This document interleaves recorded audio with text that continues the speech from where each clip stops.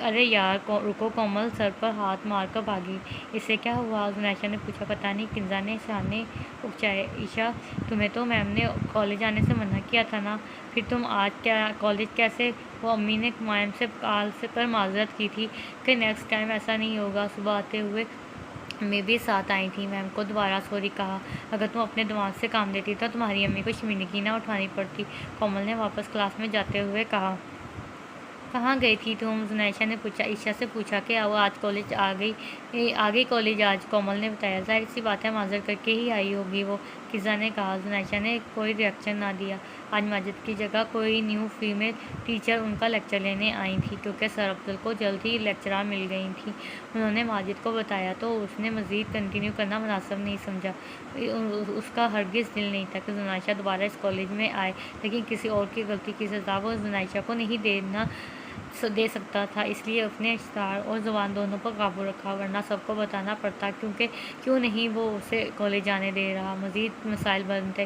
जुनैशा का तो मूड ही ख़राब हो गया था। कम अज़ कम आज वो माजिद से क्लास लेने वाली थी। खुशी खुशी लगता है सर माजिद के 10 दिन 3 या से 4 दिन में ही पूरे हो गए। जुनैशा ने जलते भुनते कहा। हाँ यार, मुझे ये मैम ज़रा अच्छी नहीं लग रही। मायरा ने कहा। सेम।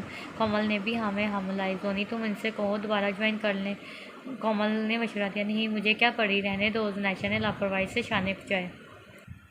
हमेरा को परवीन बेगम ने अपने घर बुलाया। वो और शबाना उनके रूम में मौजूद थे। परवीन ने जुनैशा के बाबा से रिश्ते की बात की तो उन्होंने बाहमी माशवरे का कहकर हमेरा और शबाना दोनों से उनकी राय ली जाए। आखिर को दोनों बच्चे उन्हें अजीज़ थे, वो उन्हें चाहते थे। किसी भी तरह से किसी को मजबूर किया जाए।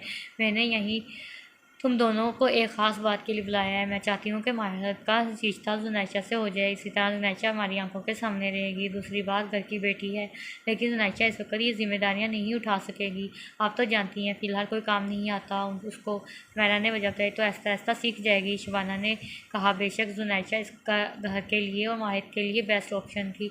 आप माहिर से इसकी मर्ज़ी पूछ लें। मेरा बेगम ने हथियार डाले। उसकी तरफ से हाँ ही होगी, उसको भला क्या इतराज़ होगा। जुनैशा से भी मैं खुद बात कर लूँगी, परवीन ने कहा। जैसे आपको ठीक लगे। हमारा दिल ही दिल में जुनैशा के लिए दुआ गो थी कि यह फ़ैसला उसके हक़ में बेहतर हो।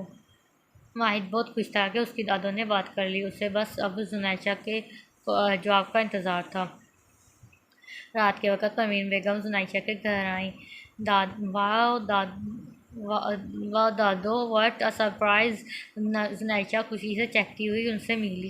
तो ख़ास तुम्हारे लिए आई हूँ, उन्हें हसीब और हादिया को प्यार करते हुए कहा। अच्छा जी, तो मेरे लिए ख़ास आई हैं? कोई वजह? जुनैशा ने पास बैठते हुए पूछा। हाँ, है ना वजह।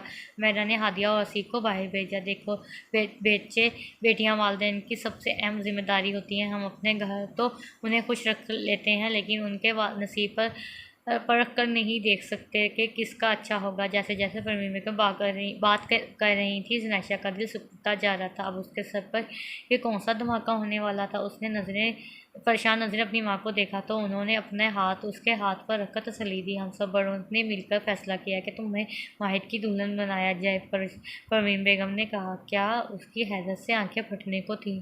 लेकिन दादो, वो भाई हैं मेरे, जुनैशा ने कहा। हाँ, तो सगा भाई तो नहीं है, भाई के सिर्फ तुम्हारा असीब है। जोनी, मेरा बच्चा, मेरी भी ये दिली मुराद है। उन्होंने उसके दोनों हाथ चूमते हुए कहा। मुझे पता है तुम मुझे नाउम्मीद नहीं करोगी। परवीन बेगम की बात सुनकर और उनका मान देखकर उसमें हौसला नहीं था कि वह इनकार करे। जी, जैसे आपके हैं, उसने दिल पर पत्थर रखते हुए कहा। उन्होंने खुशी से उससे अपने गले लगाया। जुनैशा के गले में आंसू का फंदा अटक गया। ऐसा नहीं था वो किसी और को पसंद करती थी, लेकिन यह सब इतना अचानक कबूल करना लड़की के लिए मुश्किल अमर होता है।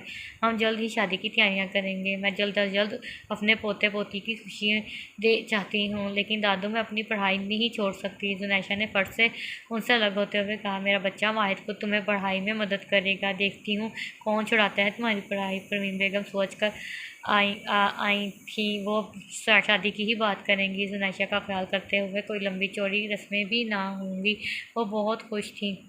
वाहिद बेचैनी से उनके पास बैठा, जो आपका इंतज़ार कर रहा था, जो कब से इधर उधर की बातें किए जा रही थी, लेकिन असल मुद्दे पर नहीं आ रही थी। बताए ना दादो, कब से यहाँ वहाँ की बातें कर रही हैं आप, असल बात कर ही नहीं रही। ऐसा हो सकता है मेरा लाडला कोई कुछ ख्वाहिश करे और मैं वो पूरी ना करूं। उन्होंने बाहें फैलाते हुए खुशी की खबर सुनाई। वो भी खुशी खुशी उनके साथ में चला गया। आप दुनिया की बेस्ट दादो हैं। माहिर ने उनकी नाक खींचते हुए कहा, एक बात आओ मेरे दस्तरस में जुनैशा मैडम सारे हिसाब किताब करूँगा। वो ख्यालों में उससे मुखातिब था। जुनैशा ने जब से रिश्ते की बात सुनी थी कमरे में आकर रोई जा रही थी और वहीं लेटे लेटे उसकी आंख लग गई। अल्लाह ने जो नसीब में लिखा था उसे वही मिलना था। एक हफ्ते बाद जुनैशा और माहिर की शादी की तैयारियां रूज पर थीं। जबरान और इमरान को आए हुए 2 ही दिन हो गए थे। घर में शादी का इशू था। जब शादी का शोर था। जब से जुनैशा और माहिर के रिश्ते की बात हुई थी तब से ही इन दोनों का आमना सामना नहीं हुआ था। माहिर भी उसे वक्त दे रहा था। जुनैशा ने कोमल, मायरा, मैम इशरत और मैम खदीजा को इनवाइट किया था। ज़्यादा लोगों को नहीं। मायरा और कोमल तो बहुत खुश थीं। उनको शुरू से ही माहिर की पर्सनैलिटी पसंद थी। अब तो वो जीजू बनने जा रहा था। आज उनकी मेहंदी थी, कल बारात और परसों वलीमा। जुनैशा ने कॉलेज से सिर्फ 2 वीक ही ऑफ लिया और बाद में वो फिर से कॉलेज ज्वाइन करने का इरादा रखती थी। मेहंदी वाली जुनैशा को मेहंदी लगा रही थी। इतना छोटा और छुपा के नाम लिखना कि जीजू को ढूंढने हुए मशक्क़त उठानी पड़े। कोमल ने शरारत से कहा। माहिर के जिक्र पर जुनैशा की रंगत में सुर्खी घुल गई। अब इनका नाम सुनकर ही शर्म आती थी। मैं देख रहा हूँ, खुद बताऊँगा, हसीब ने अंदर दाखिल होते हुए कहा। अच्छा बता लेना। जुनैशा ने मुंह बिगाड़ा। मेहंदी का फंक्शन घर में ही रखवाया गया था। जुनैशा ने पीले रंग का लहंगा जेब तन किया हुआ था। हल्का हल्का मेकअप भी किया। कोमल ने उसे फूलों से कई गजरे पहनाए और फूलों से बना टिक्का पहनाया। माहिर ने सफ़ेद सलवार कमीज पहनी थी, ब्लू कलर की वास्टिक पहनी थी। वो बहुत खुश दिखाई दे रहा था। परवीन बेगम तो बार बार बुलाएं ले रही थी। परवीन बेगम, जबरान और शबाना अपने मेहमानों के हमरा जुनैशा के घर तशरीफ़ लाए।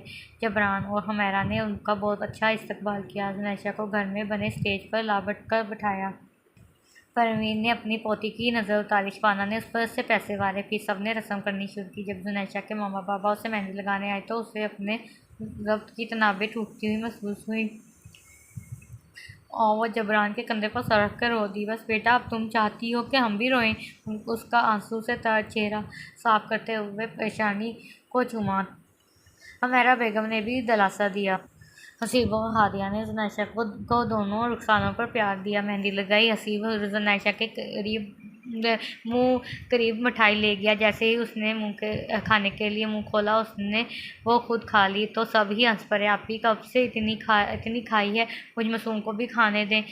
हसीब ने जुनैशा की नाक जोर से दबाते हुए कहा। कैमरामैन ये सारी खूबसूरत लम्हे अपने कैमरे में कैप्चर कर रहा था।